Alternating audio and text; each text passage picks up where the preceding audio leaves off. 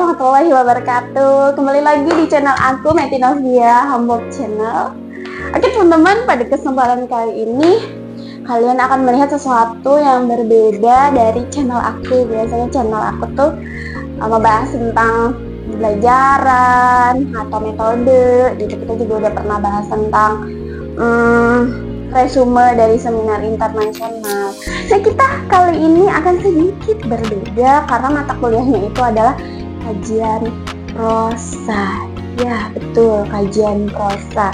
Kajian prosa itu mata kuliah yang saya ampuh di universitas saya di IKIP Siliwangi, Bandung. Aku tuh kelas B1 non reguler 2022.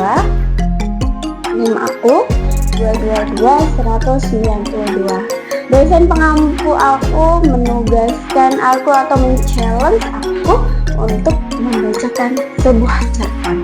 Nah, cerpen kali ini yang aku mau bacain yang berjudul Guru.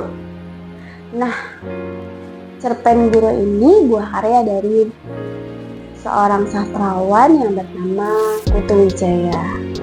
Sebetulnya cerpen ini kumpulan dari cerpen Dar Der Dor tahun 1979. Aku mengambil cerpen ini karena relate banget sama profesi aku. Di cerpen ini aku jelasin secara singkat ya tentang cerpen ini. Di cerpen ini itu menceritakan tentang tokoh utama yang ingin bercita-cita menjadi seorang guru. Tapi hal itu ditentang sama orang tuanya. Salah satunya adalah ayahnya. Nah, tapi yang aku suka dari cerpen ini tuh adalah konfliknya. Karena di sini tuh ada konflik antara generasi muda dan generasi tua. Mereka saling berpendapat bagaimana menjadi seorang guru. Dan di sana juga aku melihat satu tokoh utama ini mempunyai rasa tekad dan semangat yang kuat untuk meraih cita-citanya. Dan itu tuh patut banget untuk dicontoh oleh generasi masa bunda kita sekarang. Oke, seru kan? Itu sekilas tentang cerpennya. Kalau kalian pengen tahu lebih dalam, kita simak videonya. Tapi jangan lupa komen, like, dan subscribe. Oke? Mari kita lihat. Meti Novia membacakan cerpen Guru karya dari Putu Wijaya. Pembacaan cerpen yang berjudul Guru karya Putu Wijaya. Anak saya bercita-cita menjadi guru. Tentu saja saya dan istri saya jadi shock. Kami berdua tahu macam apa masa depan seorang guru. Karena itu, sebelum terlalu jauh, kami cepat-cepat ngajak dia ngomong. Kami dengar selintingan, kamu mau jadi guru, Taksu? Tuh, Taksu mengangguk. Betul, Pak. Kami kaget. Gila, masa kamu mau jadi guru? Iya, jawab Taksu. Saya dan istri pandang-pandangan. Itu malapetaka. Kami sama sekali tidak percaya apa yang kami dengar. Apalagi ketika kami tatap tajam-tajam mata Taksu, nampak tenang dan tak bersalah. Ia pasti sama sekali tidak menyadari apa yang barusan diucapkannya. Jelas ia tidak mengetahui permasalahannya. Kami bertambah khawatir karena Taksu tidak takut bahwa kami tidak setuju. Istri saya menarik nafas dalam-dalam karena kecewa, lalu begitu saja pergi. Saya mulai bicara belak-belakan. Taksu, dengar baik-baik. Bapak hanya bicara satu kali saja. Setelah itu terserah kamu. Menjadi guru itu bukan cita-cita. Itu spanduk di jalan kumuh di desa. Kita itu hidup di kota.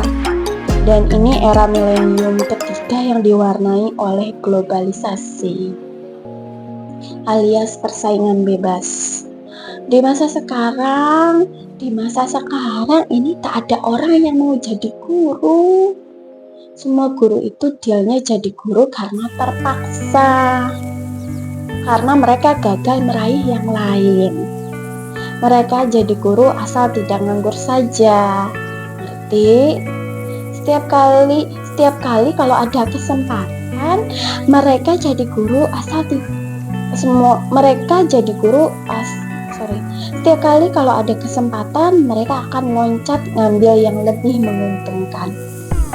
Ngapain jadi guru? Mau mati berdiri? Kamu kan bukan orang yang gagal. Kenapa kamu mau jadi putus asa begitu? Tapi saya mau jadi guru. Kenapa? Apa nggak ada kerjaan lain? Kamu tahu hidup guru itu seperti apa? Guru itu hanya sepeda tua.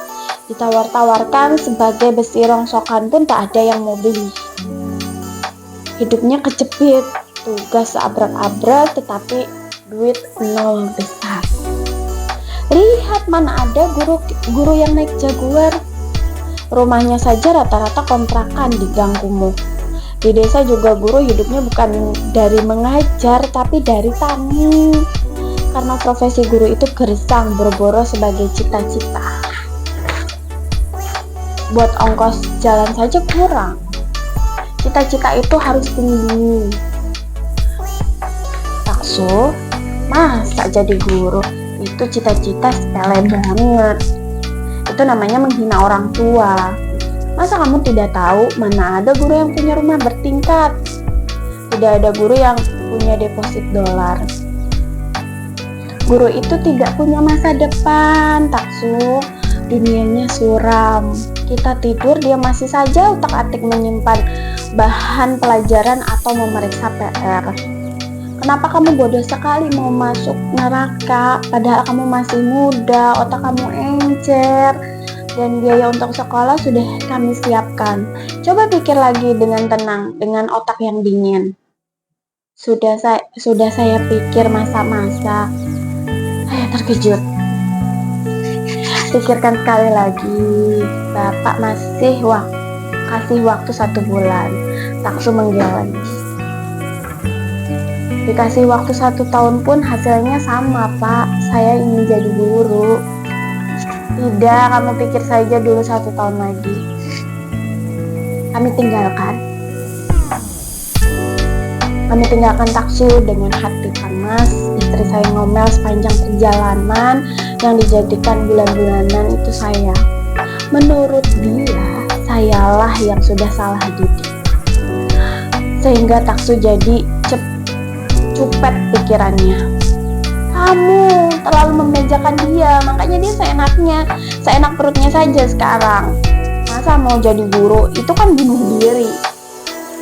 Saya diam saja. Istri saya memang aneh, apa saja yang tidak disukainya, semua dianggapnya hasil perbuatan saya. Nasib suami memang rata-rata begitu.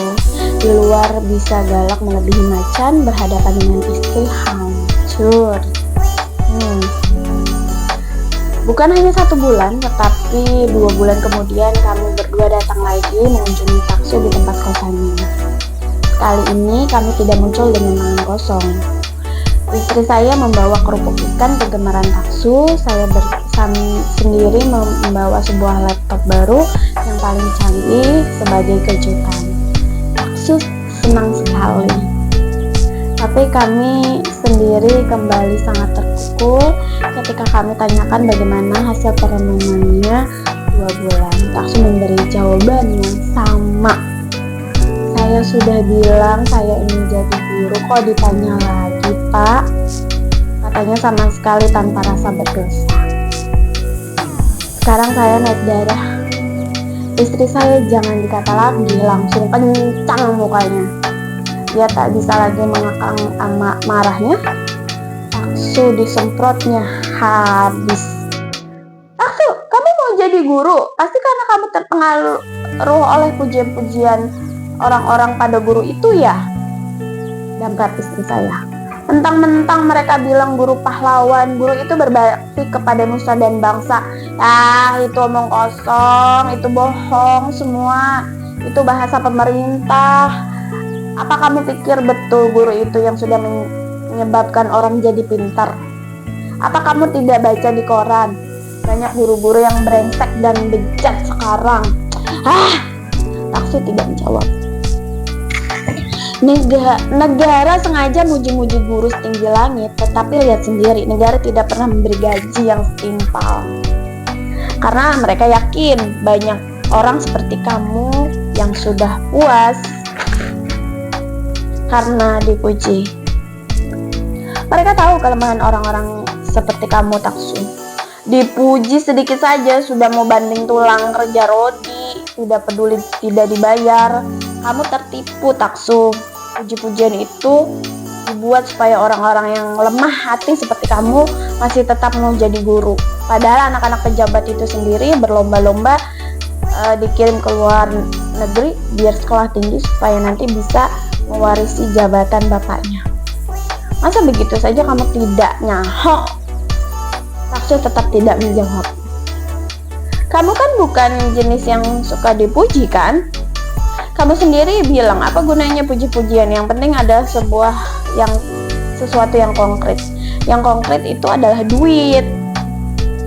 Taksu, jangan kamu takut dituduh materialistis. Siapa bilang materialistik itu jelek? Itu kan kata mereka yang tidak punya duit. Karena tidak mampu cari duit, mereka lalu memaki-maki duit. Mana mungkin kamu bisa hidup tanpa duit? Yang benar saja, kita hidup perlu materi. Guru itu pekerjaan yang anti pada materi. Buat apa kamu menghabiskan hidup kamu untuk sesuatu yang tidak berguna? Paham? Taksu mengangguk. Paham. Tapi apa salahnya jadi guru? Istri saya melotot tak percaya apa yang didengarnya.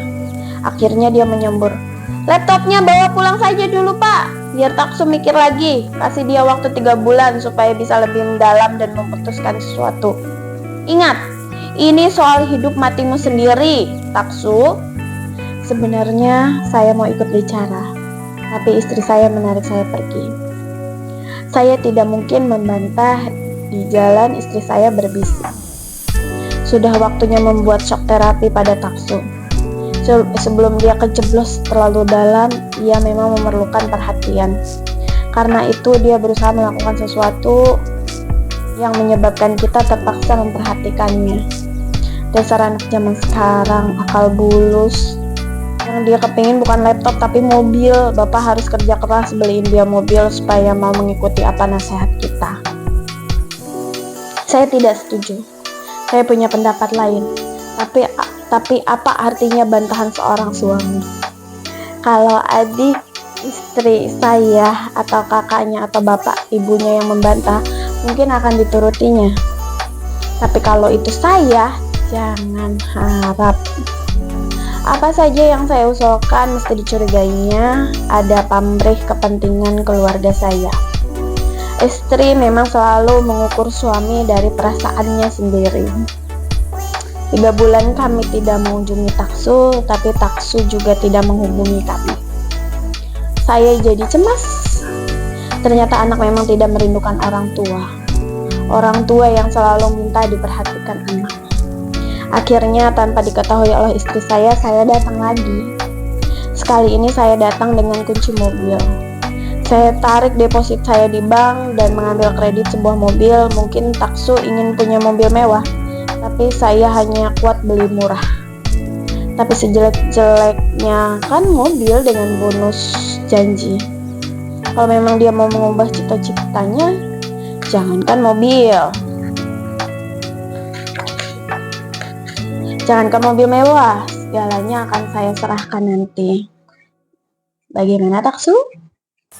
Kata saya sambil menunjukkan kunci mobil itu. Ini hadiah untuk kamu, tetapi kamu juga harus memberi hadiah buat bapak.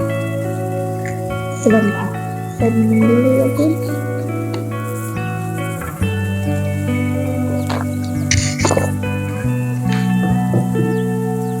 Taksu melihat kunci itu dengan dingin. Hadiah apa, Pak? Saya tersenyum.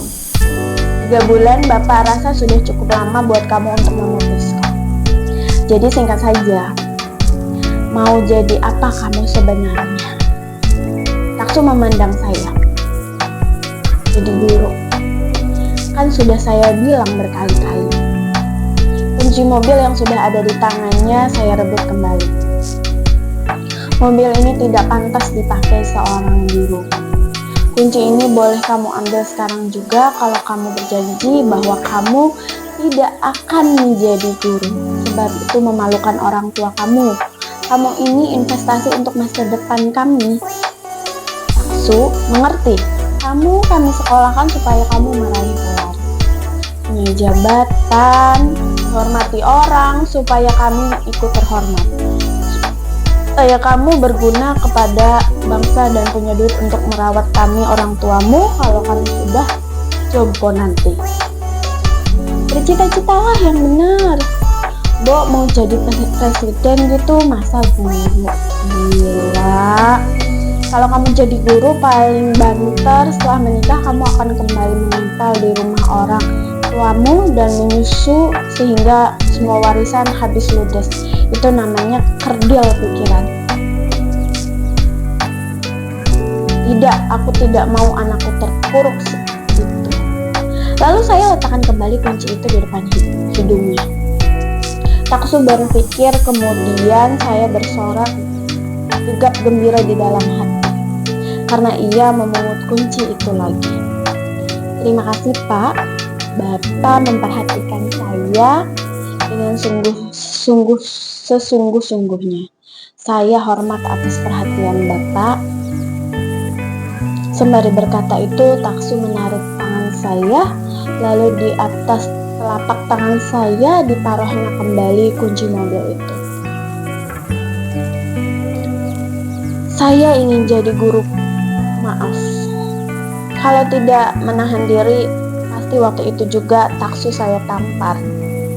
Kebandelannya itu amat menjengkelkan. Pesawat penerimanya sudah rusak. Untunglah iman saya cukup baik. Saya tekan perasaan saya, kunci kontak itu saya genggam dan masukkannya ke kantong celana. Baik, kalau memang itu uang sekolah dan uang makan kamu mulai depan kami stop. Kamu hidup sendiri saja. Supaya kamu bisa merasakan sendiri bagaimana penderitaan hidup ini. Tidak semudah yang kamu baca dalam teori dan slogan. Mudah-mudahan penderitaan itu akan membimbing kamu ke jalan yang benar. 3 bulan lagi Bapak akan datang. Waktu itu pikiranmu pasti akan berubah. Bangkit memang baru terjadi sesudah sempat hancur, tapi tak apa-apa. Tanpa banyak basa-basi, saya pergi. Saya benar-benar naik hitam. Saya kira Taksu pasti sudah dicocok hidungnya oleh seseorang. Tak ada orang yang bisa melakukan itu kecuali Nina, pacarnya. Anak guru itulah yang saya anggap sudah kurang ajar menjerumuskan anak saya supaya terkiblat pikirannya untuk menjadi guru sialan.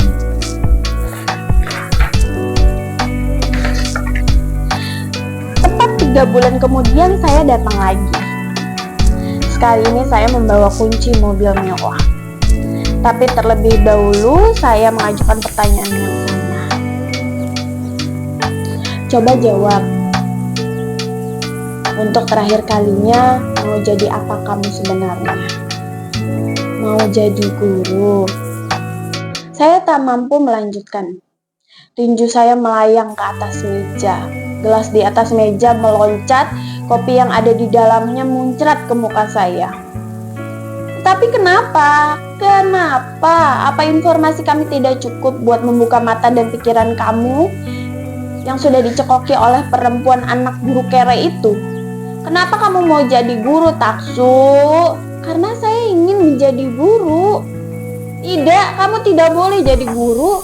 Saya mau jadi guru. Saya bunuh kau. Kalau kau masih saja tetap mau jadi guru. Taksu menatap saya. Tidak. Kenapa? Tidak. Sebab guru tidak bisa dibunuh. Jasadnya mungkin saja bisa busuk lalu lenyap, tapi apa yang diajarkan tetap tinggal abadi. Bahkan bertumbuh, berkembang, dan memberi inspirasi kepada generasi di masa yang akan datang. Guru tidak bisa mati, Pak. Saya tercengang. Oh, jadi narkoba itu yang sudah menyebabkan kamu mau jadi guru? Ya, itu sebabnya saya ingin jadi guru. Sebab saya tidak mau mati. Saya bengong. Saya belum pernah dijawab tegas oleh anak saya. Saya jadi gugup. Bangsat, kata saya kelepasan. Siapa yang sudah mengotori pikiran kamu dengan semboyan kebelengar itu? Siapa yang sudah mengindoktrinasi kamu, Taksu? Taksu memandang kepada saya tajam. Siapa, Taksu? Taksu menunjuk. Bapak sendiri kan? Saya terkejut. Itu kan 28 tahun yang lalu. Sekarang sudah lain, Taksu. Kamu jangan ngacau. Kamu tidak bisa hidup dengan nasihat Bapak berikan 30 tahun yang lalu.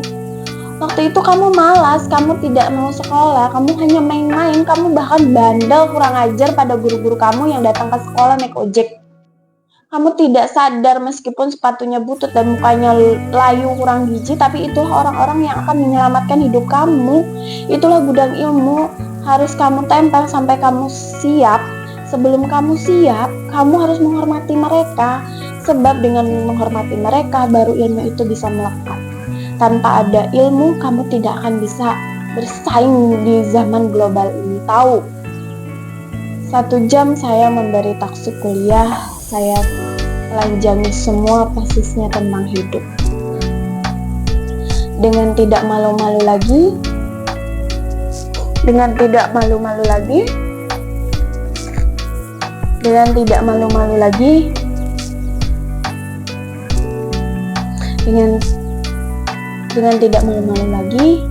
saya seret nama pacarnya si Mina yang mentang-mentang cantik itu, mau menyeret anak saya ke masa depan yang gelap.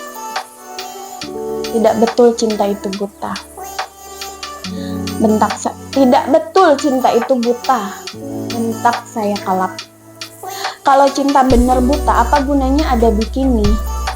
Lanjut saya mengutip iklan yang saya sering papas di jalan. Kalau kamu menjadi buta, itu namanya bukan cinta, tapi racun. Kamu sudah terkecoh, Taksu, meskipun keluarga pacarmu itu guru. Tidak berarti kamu harus mengidolakan guru sebagai profesi kamu. Buat apa?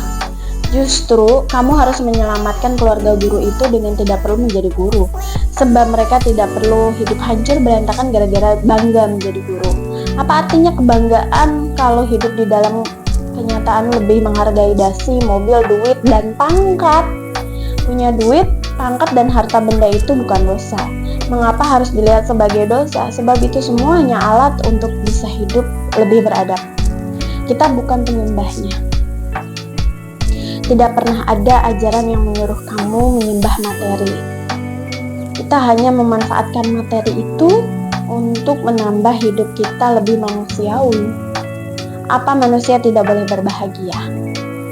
Apa kalau menderita sebagai guru baru manusia itu menjadi beradab? Itu salah kaprah. Ganti kepala kamu, Taksu, sekarang juga ini. Saya gebrak kunci mobil BMW itu di depan matanya dengan sangat marah.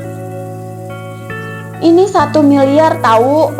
Sebelum dia sempat menjawab atau mengambil itu kunci itu, saya ambil kembali sambil siap-siap hendak pergi. Pulang sekarang dan minta maaf kepada ibu kamu, sebab kamu baru saja menghina kami. Tinggalkan perempuan itu. Nanti kalau kamu sudah sukses, kamu akan dapat 7 kali perempuan yang lebih cantik dari si Mirna dengan sangat gampang. Tidak perlu sampai kamu menukar nalar kamu. Tanpa menunggu jawaban, lalu saya pulang. Saya ceritakan pada istri saya yang sudah saya lakukan. Saya kira saya akan dapat pujian. Tapi ternyata istri saya bengong. Ia tak percaya dengan apa yang saya ceritakan. Dan ketika kesadarannya turun kembali, matanya melotot dan saya dibentak habis-habisan. "Bapak terlalu, jangan perlakukan anakmu seperti itu," teriak istri saya kalap. Saya bingung. "Ayo kembali, serahkan kunci mobil itu pada Taksu. Kalau memang mau ngasih anak mobil, kasih saja, jangan pakai syarat segala. Itu namanya dagang. Masa sama anak dagang? Dasar mata duitan." Saya tambah bingung. "Ayo, cepat, nanti anak kamu kabur." Saya masih ingin membantah, tapi mendengar kata kabur, hati saya rontok. Takso itu satu-satunya. 11 tahun kami menunggunya dengan cemas. Kami berobat ke sana kemari sampai berkali-kali melakukan inseminasi buatan dan akhirnya sempat 2 kali mengikuti program bayi tabung. Semuanya gagal. Waktu kami pasrah tetapi tidak menyerah, akhirnya istri saya mengandung dan lahirlah Takso. Anak yang sangat mahal, bagaimana mungkin saya akan biarkan dia kabur? "Ayo cepat," teriak istri saya kalap. Dengan panik, saya kembali menjumpai Taksu, tetapi sudah terlambat. Anak itu seperti sudah tahu bahwa ibunya akan menyuruh saya kembali. Rumah kos itu sudah kosong. Dia pergi membawa semua barang-barangnya, yang tinggal hanya secari kertas kecil dan pesan kecil. "Maaf, tolong relakan saya menjadi seorang guru." Tangan saya gemetar memegang yang disobek dari buku harian itu. Kertas yang nilainya mungkin hanya seperak itu jauh lebih berarti dari kunci BMW yang harganya $1 dan sudah mengosongkan deposit saya. Saya duduk di dalam kamar itu, mencium bau Taksu yang masih ketinggalan. Pikiran saya kacau. Apakah sudah takdir dari anak dan orang tua itu bentrok? Tak mau saya kembali memaki-maki Mina yang sudah menyesatkan pikiran Taksu. Kembali saya memaki-maki guru yang sudah dikultus-indudukan sebagai pekerjaan yang mulia. Padahal dalam kenyataan banyak sekali guru yang brengsek. Pintu kamar tiba-tiba terbuka. Saya seperti dipagut aliran listrik, tetapi ketika menoleh, itu bukan Taksu, tetapi istri saya yang menyusul karena merasa cemas. Waktu ia mengetahui apa yang terjadi, dia langsung marah dan kemudian menangis. Akhirnya saya lagi yang menjadi sasaran. Untuk pertama kalinya saya berontak. Kalau tidak, istri saya akan seterusnya menjadikan saya bal-balan. Saya jawab semua tuduhan istri saya. Dia tercengang sebab untuk pertama kalinya saya membantah. Akhirnya di bekas kamar anak ini kami bertengkar keras, tetapi itu 10 tahun yang lalu. Sekarang saya sudah tua. Waktu telah memproses segalanya begitu rupa, sehingga semuanya di luar dugaan. Sekarang, Taksu sudah menggantikan hidup saya memikul beban keluarga. Ia menjadi salah seorang pengusaha besar yang mengimpor barang-barang mewah dan mengekspor barang-barang kerajinan serta ikan segar di berbagai wilayah mancanegara. Ia seorang guru bagi sekitar 10.000 orang pegawainya, guru juga bagi anak-anak muda lain yang menjadi adik generasinya, bahkan guru bagi bangsa dan negara karena jasa-jasa menularkan etos kerja. Ucap promotor ketika Taksu mendapat gelar Doktor Honoris Causa dari sebuah perguruan tinggi bergengsi. Sekian pembacaan cerpen dari saya. Kurang lebihnya mohon maaf. Sampai ketemu di channel Kampung Medinovia selanjutnya. Jangan lupa like, comment, dan subscribe. Oke teman-teman, terima kasih banyak. Bye bye, happy selalu.